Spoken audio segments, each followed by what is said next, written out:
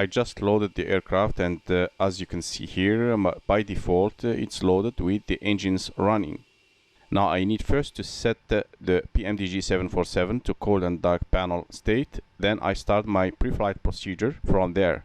For the cold and dark setup, we use the FMC CDU page. From the menu page, I select PMDG setup, panel state load. Finally, I select cold and dark, then execute. Loading panel state in process. This will take a few seconds to initialize the system to cold and dark configuration. And as you can see, now all the system is in cold and dark state. And I can see from the external view that the aircraft is chucked, engines off, perfect. Now, typically, as any other aircraft, we start our flight with the power up procedure. First, I need to connect the ground power to the aircraft. Using my FMC CDU, I click and hold the menu key long enough to bring the CDU display to life. Then I select FS Actions, Ground Connections. Now on ground power select line, I select Request. This will connect the GPU to the aircraft. And if you are not using the APU for the air conditioning, you can use either the air start unit or air conditioning unit, and it's up to you. Let me select, for instance, the air conditioning unit. Now, looking at the aircraft from the external view, we can confirm that our connections are established. Now I go to the overhead panel and check for available lights illuminated on both the external power 1 and 2 switches. Now, before I select the 2 switches to on, I need to do a quick check for some switches and levers to ensure that they're in a safe position. But I need the ICAS display during this check, so I have to apply a standby power using the battery. Right-click on the battery cover to open the guard, then left-click to turn the battery switch to on. I set the standby selector to auto. Standby displays come to life. Now I start this safety check with the hydraulic demand control selectors. They're all off. The wiper selectors are off. Alternate flaps selector is off. Alternate gear extend switches are off. Landing gear lever down, and agree with green down indication on the primary ICAS display. Flaps and spoilers levers checked in their proper positions. Now I can safely select the external power switches on.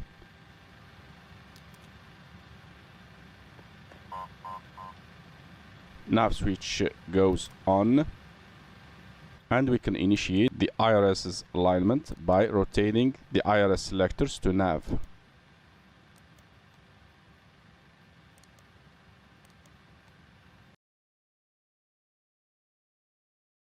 Now I'm gonna start the FMC Preflight, and as you can see here, I'm in the menu page.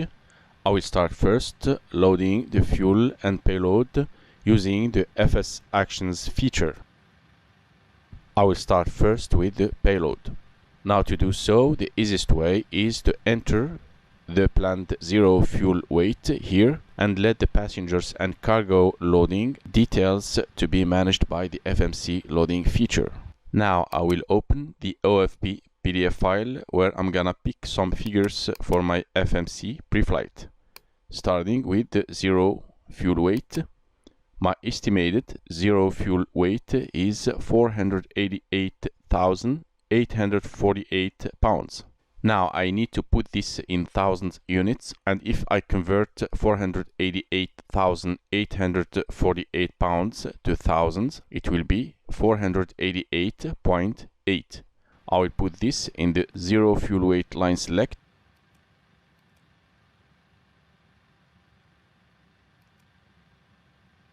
Now I hit return line select key to go back to the FS Actions menu. I select fuel. Now I need to put my block fuel in the total line select. Now I go back to my OFP and look for the block fuel. I scroll down and find my planned fuel. Here it is. Now I will highlight the alternate fuel and the final reserve. I will need this later on for the performance initialization. And this is the block fuel that I need to load in my tanks. 142,782 pounds. Now I will put 142,782 pounds block fuel in total line select. And I can confirm that my block fuel is being loaded, as you can see here on the primary ICAS display. Now I hit menu key to go back to the FMC menu and select FMC. This will take me by default to the ident page where the FMC Preflight is normally started. So starting my FMC Preflight with the ident page, I will cross-check the model and engine's rating with my OFP documents. Here the model is Boeing 747-400 and the engine's rating is RB 211-524G. And on the OFP document, page 1, you can see here the model and the engine's rating are respectively Boeing 747-400, RB 211-524G. That's correct. Here the current air cycle will expire in 25th March 2021. And today we are 26th February 2021 and it's still valid.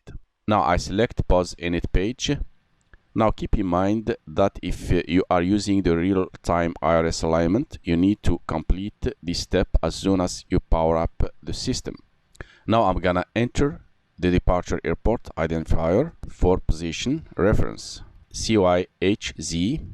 Then I put this in ref airport line select. Then I copy the GPS position to the set IRS pause line select. Pause init page is complete. Now I move to the next step by selecting route. Starting with origin, I put here my departure airport, which is CYHZ, and my destination is CYVR.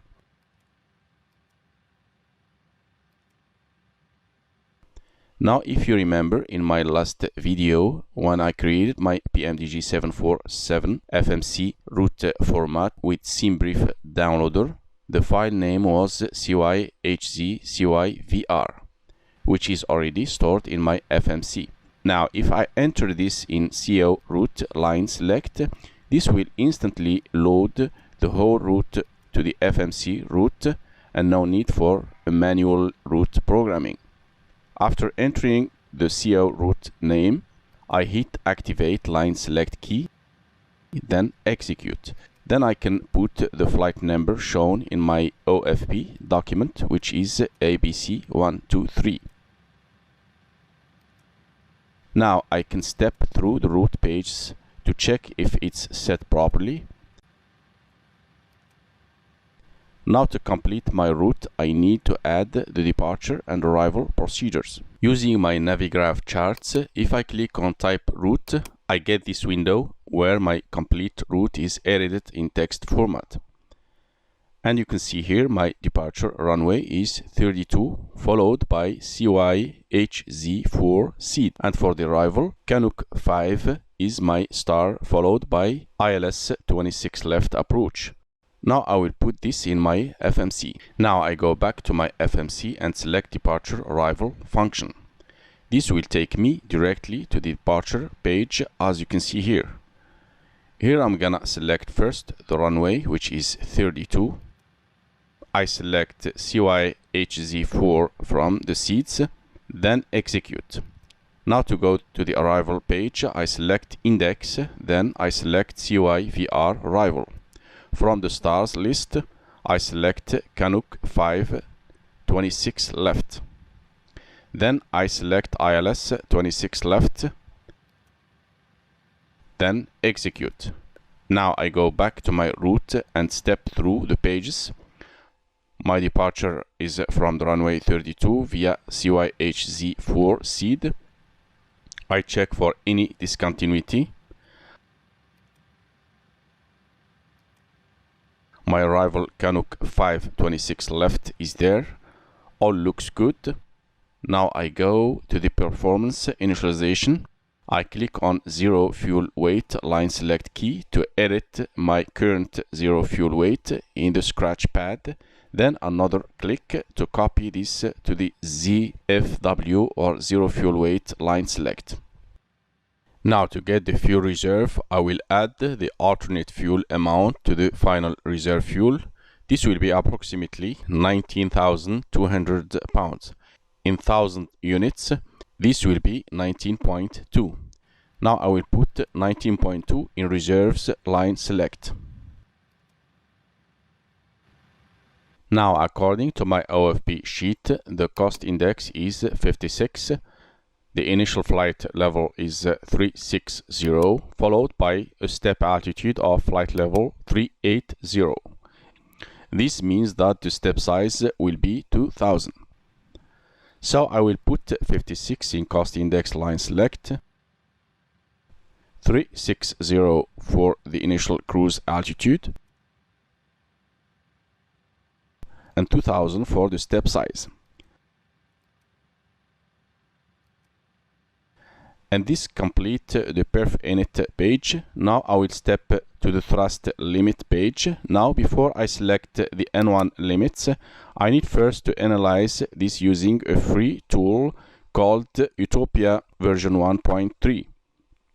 You can download this for free, and you will find a link in the description box, and it's very easy to use.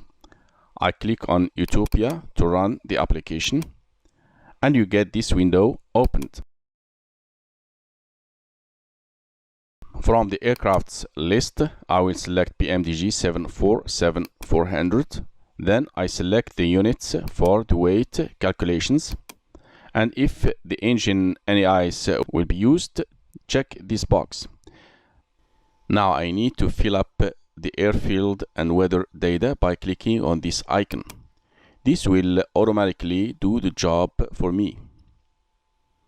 The only thing I need to check is the departure runway. Sometimes it's not the correct one. Like in this case, I will select the correct runway, which is 32 instead of 05. Now the last step is to put the takeoff weight here. Let me find my takeoff weight. Here it is, 629,630 pounds. Now I will put this in the takeoff weight field. Now I hit Get Takeoff Performance Data icon to analyze the takeoff performance. And you can see here, it gives me the flap and dew rate required. 10 degrees flap and 59 Celsius assumed temperature. And this all what I need to complete the thrust limit FMC page. And if you remember, 56 Celsius was my assumed temperature. I will put this in SEL line select. And for the climb thrust, I will select climb 1. All set for the thrust limit page. Now I will move to the takeoff page. And if you remember, the takeoff flaps was 10 degrees. I put 10 for the flaps and I leave the acceleration height as it is. And the FMC has calculated the takeoff speeds for me. I just have to confirm this by clicking their respective keys. Now the first click on Trim CG line select key will edit the CG on the scratch pad. The second click will copy this from the scratch pad to the CG dashed field. Now the FMC will compute the takeoff trim and display it here. Here you go, my takeoff trim is +6 units. Now the last thing I wanna do to complete the FMC Preflight is selecting progress page. Here I'm gonna cross-check the FMC calculated trip distance with the one my OFP got. Here the total trip distance is 2,416 miles. And here on my OFP, the ground distance is 2,416. And they're exactly the same.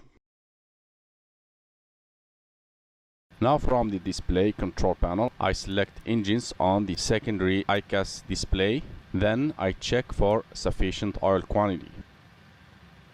Then I go back to display control panel and select status to check for sufficient hydraulic quantity. Now, if at this point of time you are about to start boarding passengers, you need to arm the emergency light. Now I will start the scan flow from the overhead panel, and the flow will start at the left column from up to down, then the center column same thing from up to down, and the right column from up to down. Now I will start the flow. EEC switches normal, IRS selectors on nav, standby power selector auto, left and right utility switches on, APU leave it to off for now, it will be started just before engine start. Bus tie switches auto, generator control switches on with amber off lights on, drive disconnect switches amber drive lights on, the hydraulic amber indications all on, hydraulic demand selectors are off, engine driven hydraulic pumps on with amber pressure lights on, emergency lights guarded, OBS audio system normal, fuel transfer switch is checked off, the APU and engines fire switches in, cargo fire switches are checked off, start switches are checked in. Moving to the ignition controls, the standby selector normal, ignition continuous switch is off, ignition selector is normal.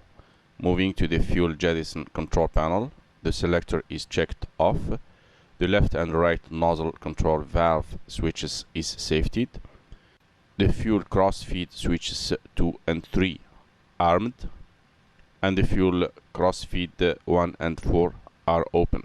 All the fuel control switches are off, the anti-ice switches auto, window heat switches go on, wiper selectors are off, landing lights off, runway turn off lights off, taxi light off, passenger oxygen guard closed, the yaw damper switches on.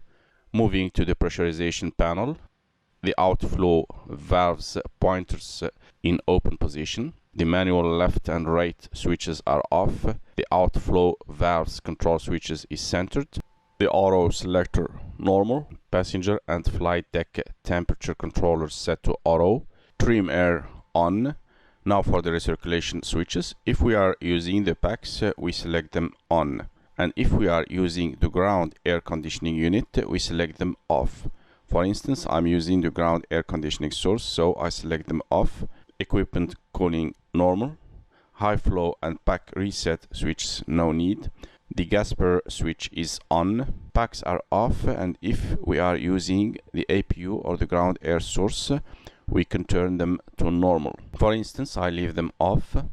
Isolation valves are open, APU bleed switch is on, engine bleed switches are on with the amber off lights illuminated, beacon switch off, nav switch on, strobe switch off, and the wing and logo switches can be used if the flight will be conducted at night. Moving down to the glare shield, I will set the MCP or mode control panel, starting from the left. Flight director on, auto throttle switch armed. I will put V2 speed value in ISMAC window. My FMC has computed the V2 in the takeoff ref page, and it's 181 knots. 181 set. Now the heading can be set to the runway heading, or it can be the initial heading that complies with the departure procedure. For instance, I put the runway heading 52. The initial climb altitude, for instance, it's 15,000 feet. Set. The autopilot disengage bar is checked up. And we finish the MCP panel with the FO flight director switch selected on. Now moving to the FS panel, I select the minimums, I set the altimeter, then I set the other range and display modes as desired. Now moving down to the center panel, here I'm gonna start the scan from left to the right. the source selector set to vertical position. We check the clock for correct time with the chrono in reset position. Both the inboard and lower CRT selectors normal. Now I move to my PFD and check the V2 value above the speed tape, 181, with its speed bug parked on the top of the tape. V1 155, ground speed display is 0. Moving up to the flight mode annunciator and check that both the roll and pitch modes are in toga mode. FD on. The crosshairs are checked with the roll bar centered and the pitch bar parked up to 8 degrees. Moving down to the heading indicator display, my heading is checked 052 in magnetic mode. My initial altitude is displayed above the altitude tape. And finally, the altimeter is set to the current altimeter. Moving to the navigation display, ND, I check two important things. The first is that the track is in magnetic mode and the active departure waypoint is correct with leg distance displayed properly. The standby attitude indicator is caged. The standby altimeter is set. Electronic interface unit selector is set to auto. Heading switch is normal. FMC selector left. Moving down to the primary ICAS display, and we check the ICAS messages are applicable to the current configuration. We check that the takeoff thrust rating is set properly. The total fuel is cross-checked with our block fuel. Flaps lever up, spoiler lever down, thrust levers idle. The fuel control switches cut off. The radios are set as needed.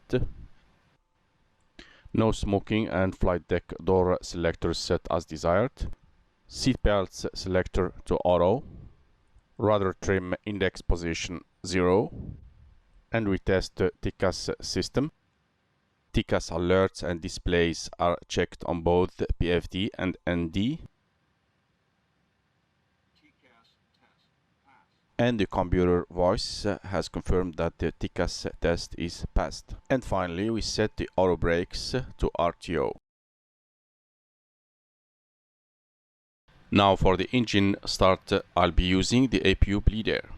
First, I have to start the APU by moving the APU start selector momentarily to start, then release it. It springs back to on position. This action will initiate an automatic APU start sequence.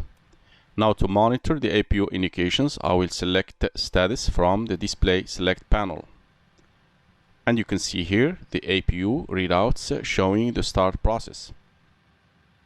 When the APU start cycle is complete, a white APU running memo message will appear on the primary ICAS display.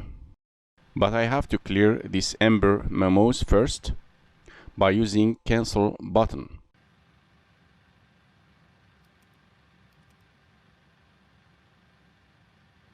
I got APU running memo message confirming that the start is complete.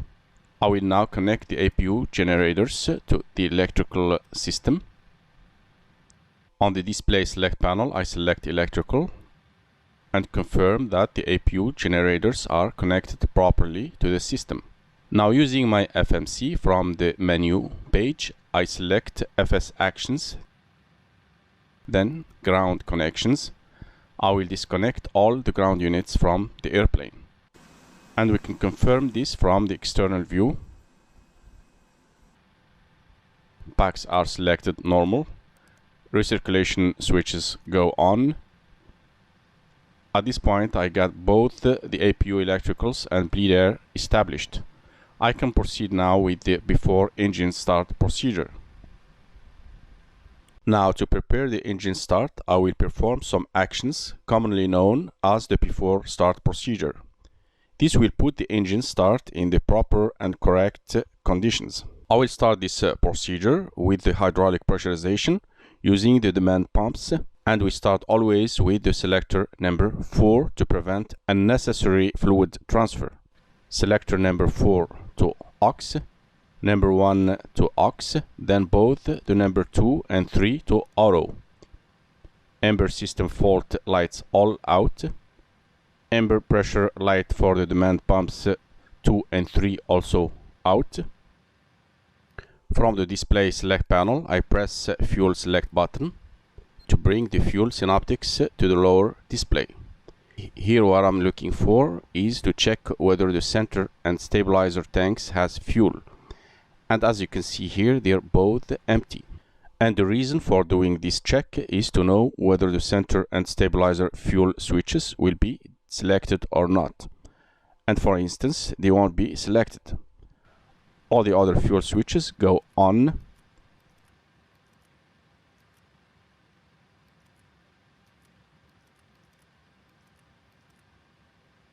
Amber pressure lights all out. Beacon switch both. Stabilizer trim is +6 units.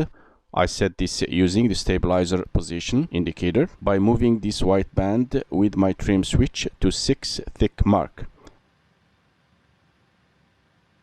And finally, the transponder is set to transponder. At this point, I can proceed with the engine's start.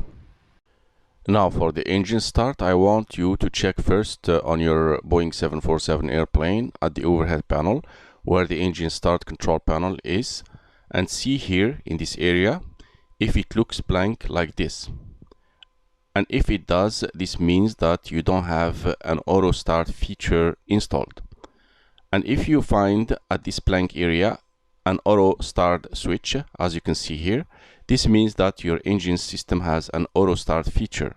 And these two different situations will make a difference for the way you handle the engine's start. For those who have no auto start installed, I will show you how to add this feature later on. But let me now show you the basic engine start without an auto start, this commonly known as a manual engine start.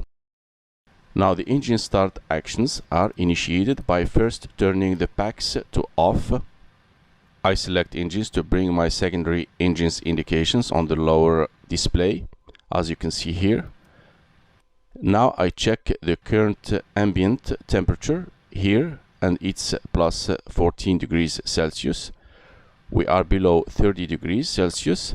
This means that I can start 2 engines at a time. Otherwise, which means above 30 degrees Celsius, the start procedure will be 1 engine at a time. Now I will initiate the start with the engines number 3 and 4. I click on the starter control to pull the switch out.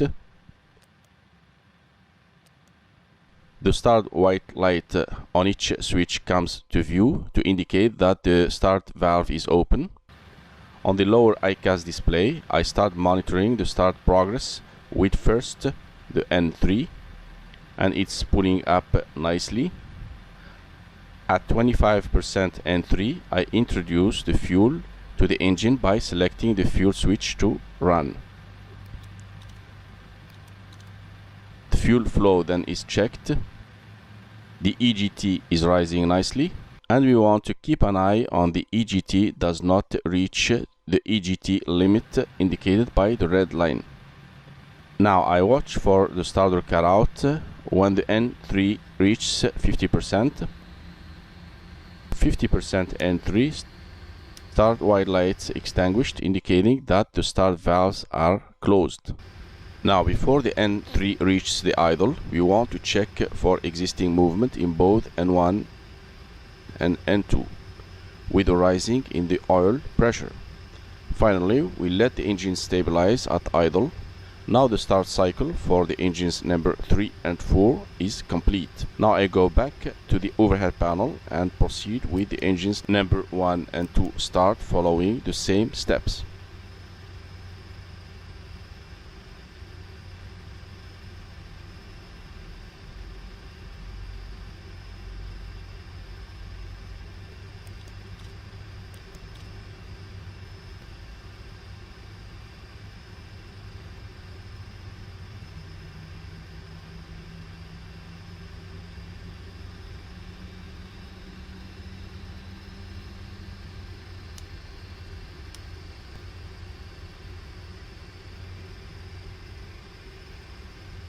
And this is the way we start manually the Boeing 747 engines.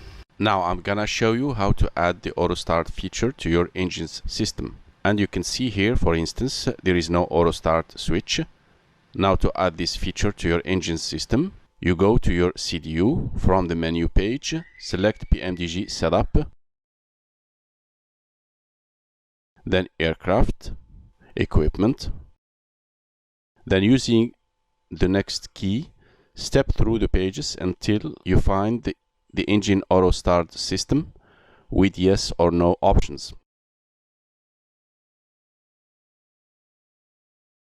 As you can see here, hit the line select key to swap from no to yes.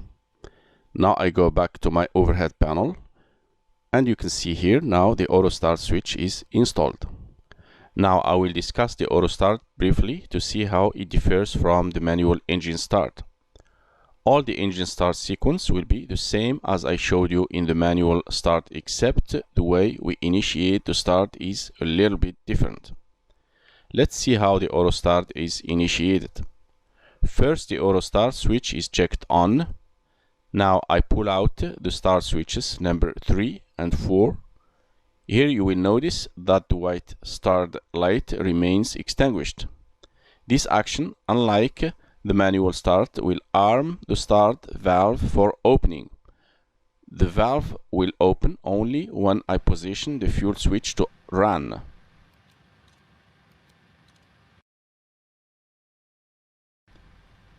From this point, the engine electronic computer, EEC, will manage the start sequence automatically and pilot action is not needed.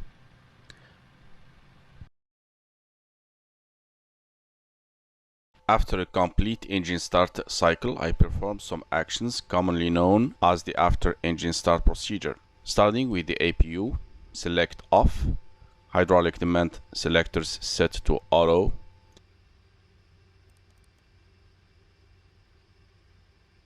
pressure amber lights out, aft cargo heat goes on, packs set to normal.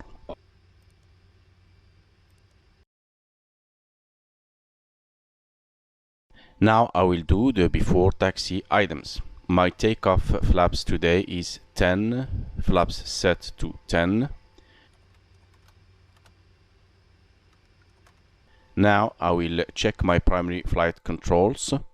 Starting with the ailerons, I move my yoke to full left, then left aileron and spoilers position pointers should move fully up, while the right ones should move in the opposite direction to fully down. I bring my yoke now to neutral. These pointers should move now to neutral, as you can see here. Now I position my yoke to full right. Left ailerons and spoilers pointers should show a full downward deflection, while the right ones showing a full upward deflection. Now I release the yoke to neutral. All pointers are checked for neutral position. Now I check my elevator by moving my yoke fully forward. The elevator pointers should move fully up. I bring my yoke to neutral. These pointers should move to neutral. Now I push my yoke fully backward. The elevator pointers should move fully downward. I release my yoke to neutral. The pointers go back to neutral. Finally, I check my rudder controls using my rudder pedals. Pushing the rudder pedals fully to the right, the rudder pointers should move fully to the right. Releasing the rudder to neutral, the pointers should move to neutral position. Finally, I push my rudder pedals fully to the left. The rudder pointers should move fully to the left. Now I release the pedals to neutral to finish this check with all primary flight controls are at neutral positions. Now I push recall button, then the ICAS memo messages area should be clear except the TCAS off memo. Now for my departure flying mode, I will be using LNAV and VNAV, and I can arm them now. Now I need to remove the chocks. First I make sure that my parking brake is set. Then I go to my FMS CDU. I select menu page. Then FS actions. ground connections. Finally, I hit the wheel chucks line select key to swap from set to removed. And we can confirm these actions from the external view. Before I start the taxi, I turn on my taxi light.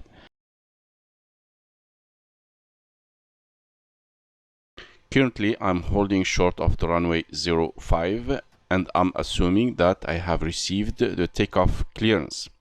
Since I'm a single flying pilot, I will do the takeoff items before proceeding to the runway.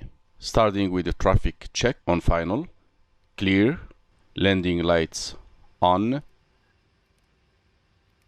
strobes on, transponder TARA. I apply thrust and let the aircraft start moving toward the runway center line.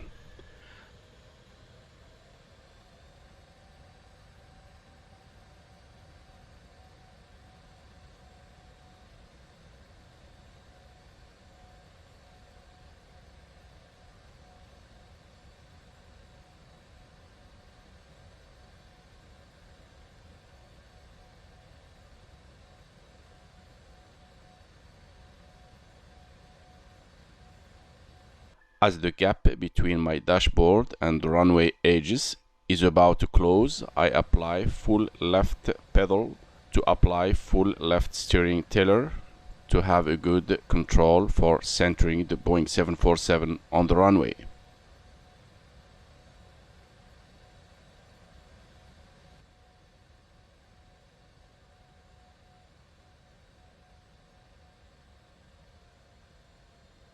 Let me now explain the engine thrust and acceleration schedules for the initial climb phase. To find these informations, we go to our FMS CDU and select Init Ref key, then takeoff line select key. As you can see here, my thrust reduction height is 1500 feet and the acceleration height is 3000 feet. If you are not familiar on how these altitudes are determined, this will be covered in other tutorial when we discuss the noise abatement procedure. So when my radio altimeter shows 1500 feet during the initial climb, I will check the thrust changeover to climb 1 on the primary ICAS display, as it's pre-selected on my thrust limit CDU page here. Now for monitoring the acceleration height, usually I do this mentally by adding the airport elevation to 3000 feet. For instance, my airport elevation is 480 feet, so my acceleration altitude will be 3480 feet.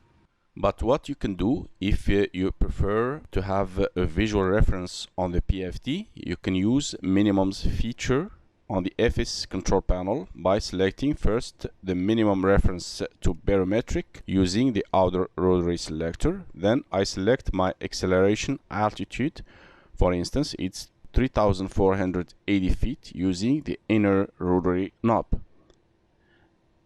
Now you can see as I'm rotating the selector, the MDA green reference pointer is moving up to my selected altitude.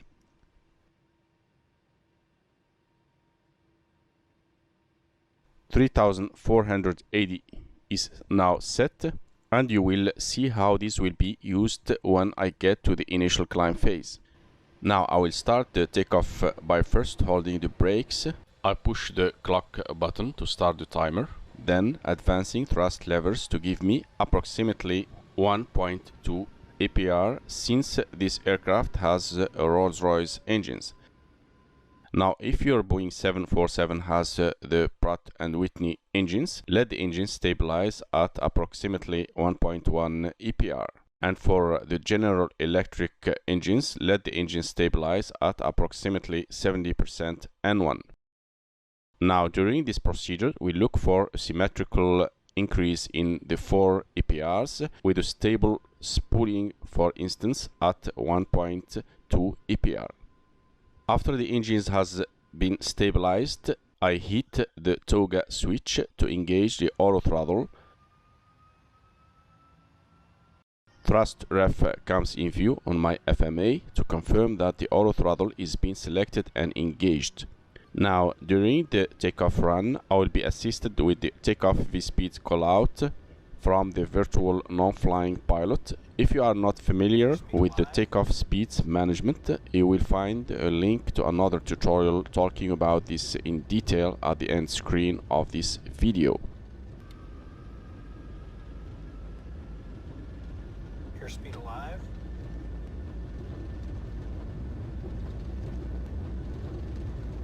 At 65 knots, the auto throttle mode will change from thrust ref to hold, and here the auto throttle is inactive.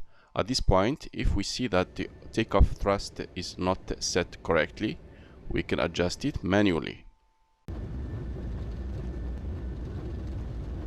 80 knots.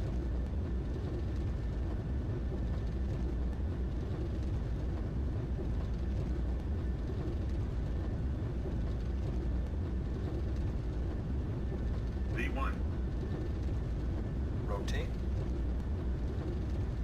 V2. Positive climb, gear up.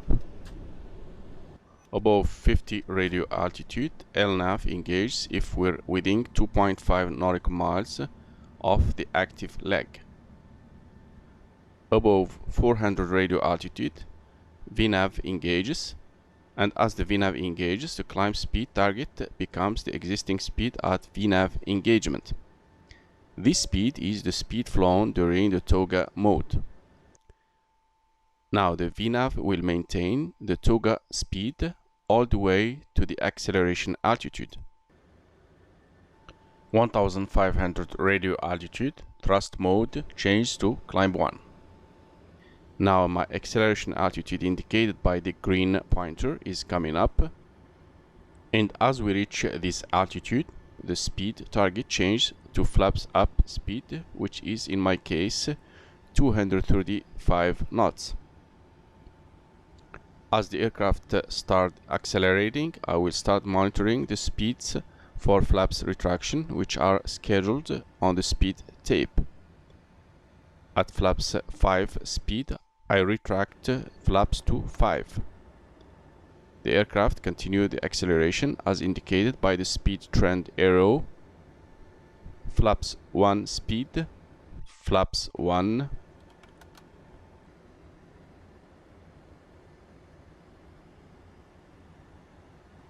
flaps up speed, flaps up. Now the aircraft is clean. I select the autopilot. The AFDS annunciator shows that the autopilot is being selected and in command. Now I can do the after takeoff check, starting with the landing gear lever set to off, flaps up, check is complete. Currently I'm flying past 6,300 feet, climbing to 15,000 feet, which is the initial altitude given by the ATC. My speed is managed by the FMC, and if I select VNAV on my CDU, you can see here my target speed below 10,000 feet is 254 knots. And you will see later the target climb speed will change to 332 as we pass 10,000 feet. I'm still flying the runway heading, waiting for the ATC to vector me toward my assigned flight plan. At 10,000 feet, I will perform a few actions, starting with the landing lights. As you may know, in North America we turn them off. Then I will check the pressurization system to ensure it's building up with a reasonable cabin climb rate, as it's shown on the lower portion of the primary ICAS display. Then I check my climb speed. It should change from 250 to 332 as we cross the 10,000 feet, and it is. ATC now has vectored me to fly left heading 270. First I will set 270 on the heading window.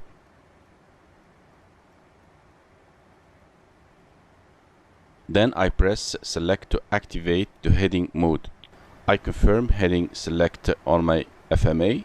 ATC has cleared me to climb to flight level 360. I set 36,000 on the altitude window.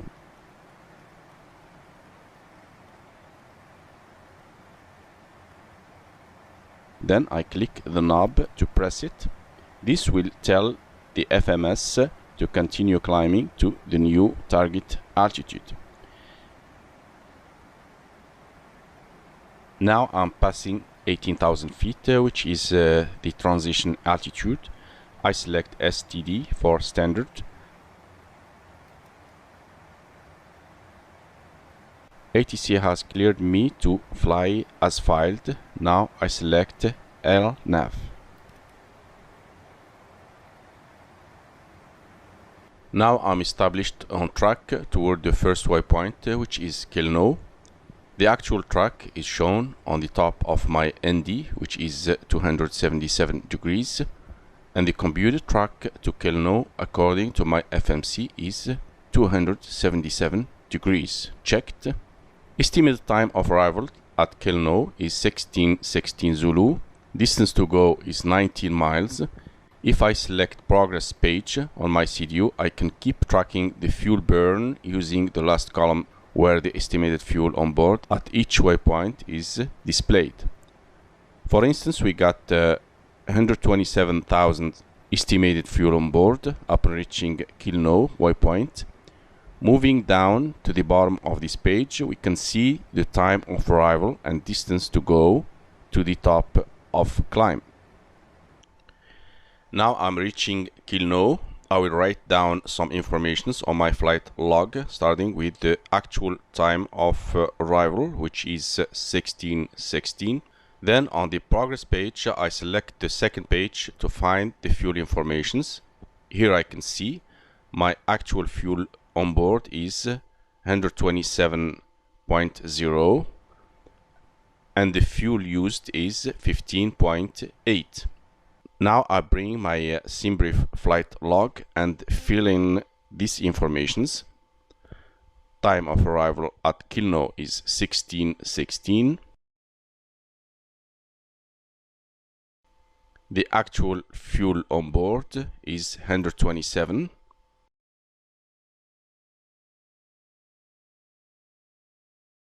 And the actual fuel burn is 15.8. Notice that the actual fuel burn is greater than the planned fuel burn. This is caused by the extended initial climb that has taken me further away from my planned departure leg. Our top of climb is coming up, and I can see on my progress page the estimated time of arrival, which is 1622. The current time is 1620. This means we are 2 minutes to top of climb.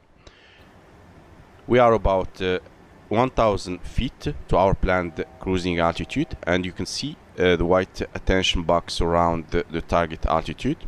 This comes with an audible alert sound. The altitude target box is coming down, and you will see in my flight mode annunciator the pitch mode changing from VNAV speed to VNAV path, with the auto throttle mode changing from thrust ref to speed as well. The thrust mode has been changed from climb to cruise as it's shown on my upper display unit. Selecting VNAV on my CDU will take me automatically to the active phase of flight, which is, for instance, active economic cruise. And here I can double check my economic speed computed by the FMC, which is in Mach numbers 0.838. And this speed target is shown in magenta above the speed tape. And the actual speed is shown in white below the speed tape, which match our speed target. Now I'm established in cruise phase. All what I'll be doing is to keep tracking both the timing and the fuel as I showed you earlier using the SimBrief flight log. We are about 550 miles to destination, and we have received some new weather infos. We got some approach changes since the surface wind has shifted, as you can see here, to 120 degrees at 5 knots.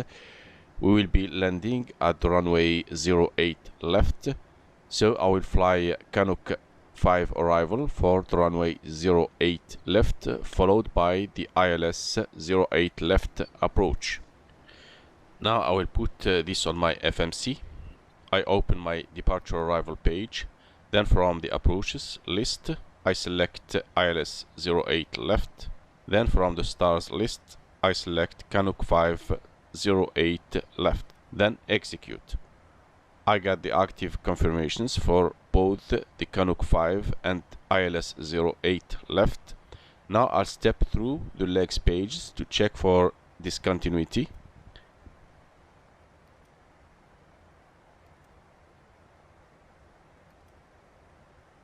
That sounds good.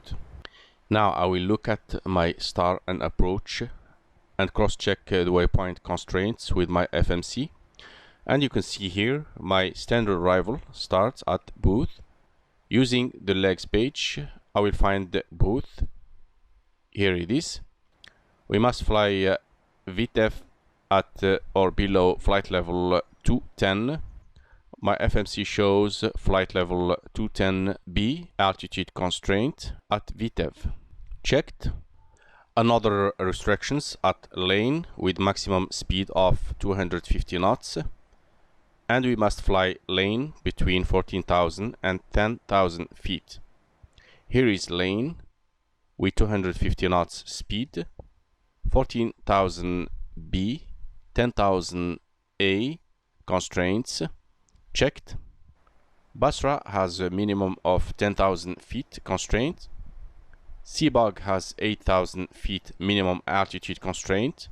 Aplex has 5,000 feet minimum constraint. Finally, we must fly wind low at or above 3,000 feet with maximum speed of 210 knots.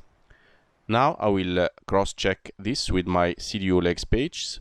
Moving to the next page to find these waypoints. Here is Basra, 10,000 A or above. Seabug, 8,000 A. Aplex, 5,000 A. Finally, wind low, 210 knots, 3,000 A. Checked. Moving now to the approach. This is the ILS runway 08 left. For the CYVR Vancouver International, localizer frequency is 110.55. The final approach course is 083 degrees. Moving to the profile section, I should be at 3,000 feet at MCAM. Now I'll step to the next page and find the MCAM. Here it is. 3000A checked. Now the next and the last legs page is about the missed approach. This should be cross-checked with the published missed approach on the approach chart, which is shown in this section. Now I select NavRad page to ensure my ILS frequency and final course are pre-selected, as you can see here. We are about 127 miles to top of descent as shown in my progress page. Continuing the descent and approach preparation, I got the destination altimeter 3020. I'm gonna pre-select this on my altimeter using the barrow knob on my FS panel. And you can see the readout just below STD or standard. Here 3020 is set. Top of descent is coming up as shown on my ND. Now I will set the approach reference for the landing.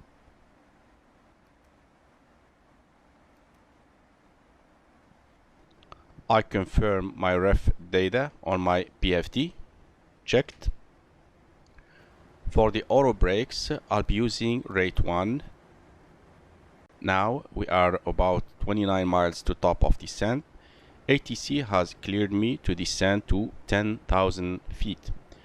I will set this on my MCP altitude window.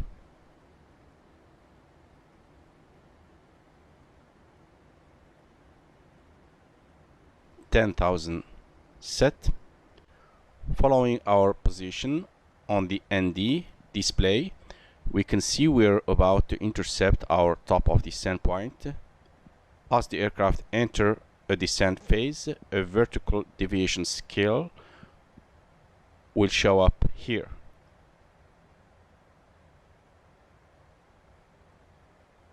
Here we go. The auto throttle mode changed to idle. Now the aircraft will follow the descent flight path calculated by the FMC. I just reached the downwind for the runway 08 left. ATC has cleared me to descend to 3000. I will set this on my altitude window. Then I'll be using vertical speed mode for my descent. 800 will be the rate of descent.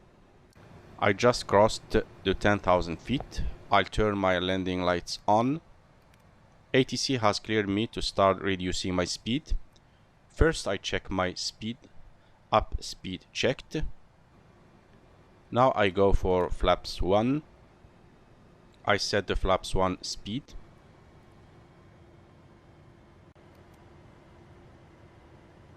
Speed checked. Flaps 5. I set the flaps 5 speed.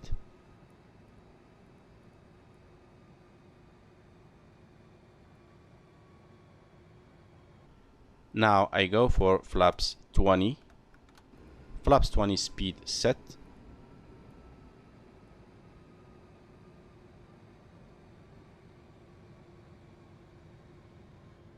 Currently I'm in radar environment and the ATC cleared me to turn left heading 120.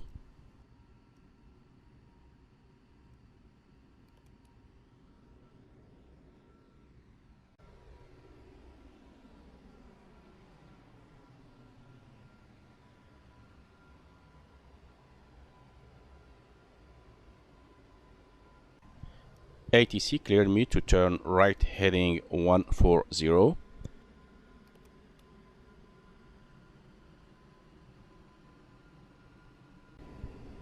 ATC has cleared me to fly ILS 08 left. Both the localizer and the glide slope indicators are alive. I select approach. Localizer and glide slope armed. Checked. Now I'm watching the localizer magenta diamond symbol.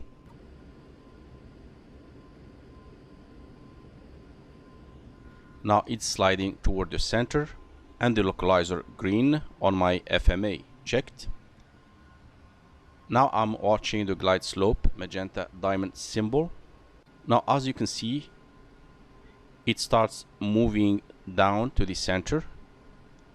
Gear down. The glide slope symbol is about to center.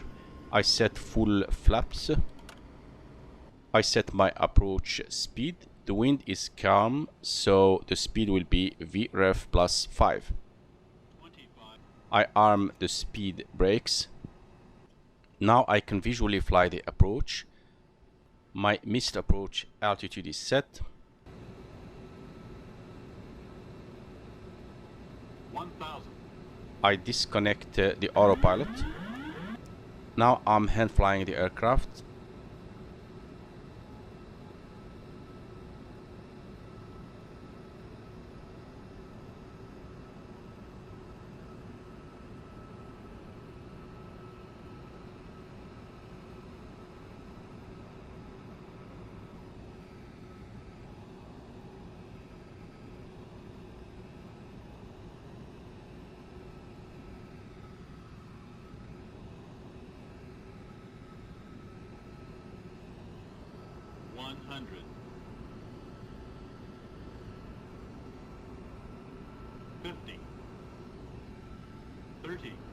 I start now reducing the thrust slowly to idle.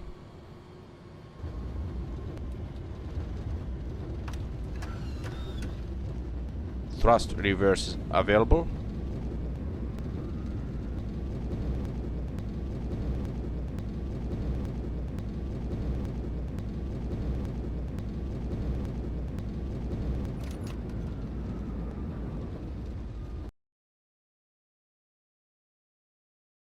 After clearing the runway, landing and strobe lights go off.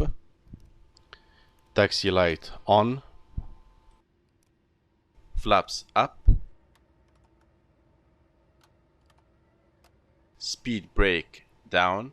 Transponder standby. Auto brakes off. Flight directors off. I start the APU. Prior I start turning to the gate, I turn off the taxi light.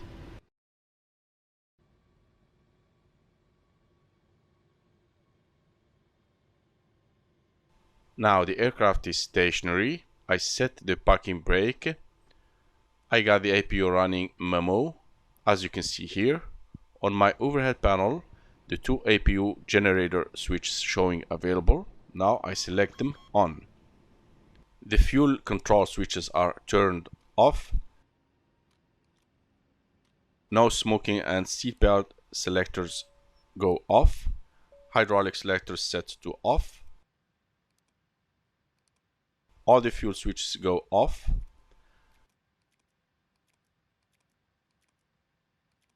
IRS selectors are turned off.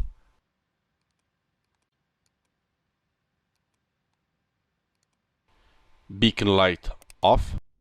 Window heat and NAI selectors are switched to off.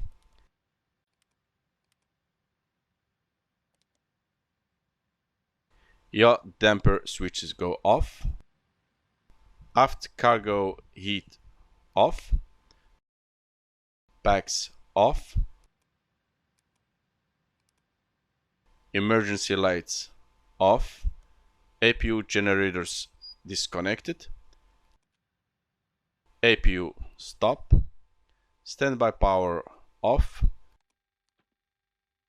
Finally, the battery is turned off. And this completes the Boeing 747 after landing and securing tutorial. Thank you for watching. See you in the next video.